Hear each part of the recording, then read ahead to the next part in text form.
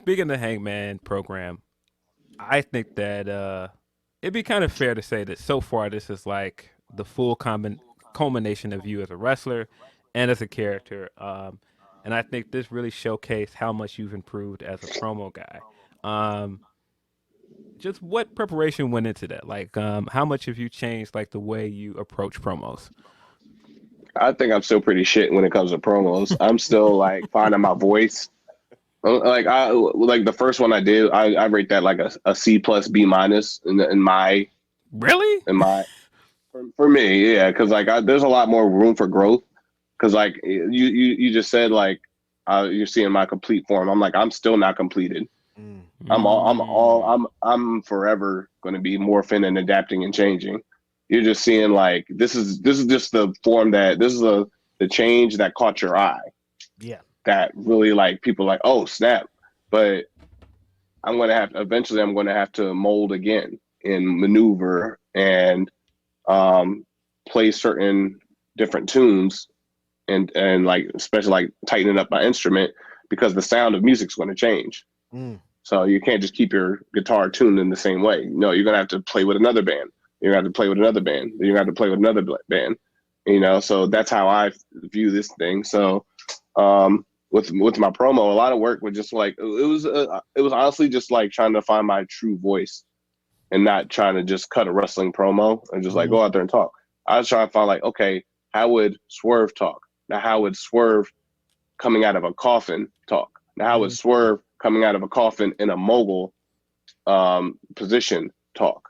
All right, now how do I amplify that into aggression towards a person rather than just talking and orating to the camera or the audience?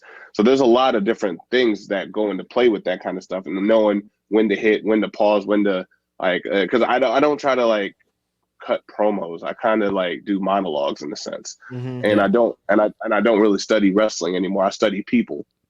So now it's like, how do I make someone who feels that way feel even worse? And that's kind of where I'm at with it. And it's like I said, that's the longest promo I've ever cut live. I've done like pre-tapes and stuff, and I've done like live promos, but it was shared microphone and shared time. This was my first time like just going like on a 5-minute soliloquy, like just going and telling the story and laying the foundation and building the world and understanding my opponent without him talking, understanding his emotion, understanding my emotion, how my character's emotions reflect off of his, how his emotions reflect off of mine. There's a lot that goes into play. So that's why I say it was like, there's still way more to grow. There's still more story to tell. And that's why I say it was like, I rate that like a C plus B minus on a good day, because that was my first time really laying it out like that. Now with years of more repetition, it's going to improve. And I never look at myself as a finished product. I'm only 34 years old. Right. I'm not a finished product at all. We're still looking at like Adam Copeland coming to the company, and he might, and he's like 49, like, and you still like along with Christian, who we're seeing another resurgence of his character. He wasn't a finished product when we thought he was a finished product. So we got to look at those guys as like, no, you're not a finished product till you like just quit and you're done.